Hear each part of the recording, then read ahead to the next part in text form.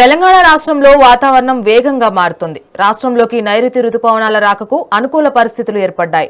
ఇప్పటికే బంగాళాఖాతం వైపు రుతుపవనాలు విస్తరించినట్లు వాతావరణ శాఖ వెల్లడించింది.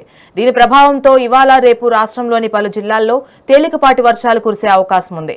వానలతో పాటు గంటకు 40 నుంచి 50 కిలోమీటర్ల వేగంతో ఈదురుగాలులు వీచే ప్రమాదం ఉందని అధికారులు హెచ్చరించారు.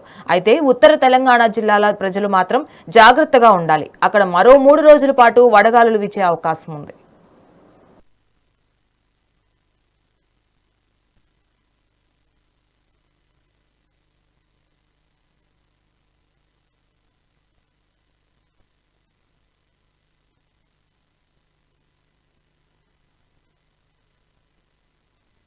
ఏపీ తీర ప్రాంత జిల్లాల్లో రానున్న వారం రోజుల పాటు తీవ్ర ఎండలు, ఉక్కపోత వాతావరణం కొనసాగే అవకాశం ఉందని వాతావరణ శాఖ హెచ్చరించింది.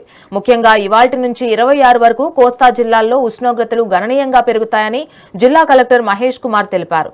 గాలిలో తేమ శాతం పెరగడం వల్ల వేడి తీవ్రత ఎక్కువగా ఉంటుందని ప్రజలంతా అప్రమత్తంగా ఉండాలని విజ్ఞప్తి చేశారు. అత్యవసరమైతే తప్ప మధ్యాహ్నం వేళల్లో బయటకు రావద్దని హెచ్చరించారు.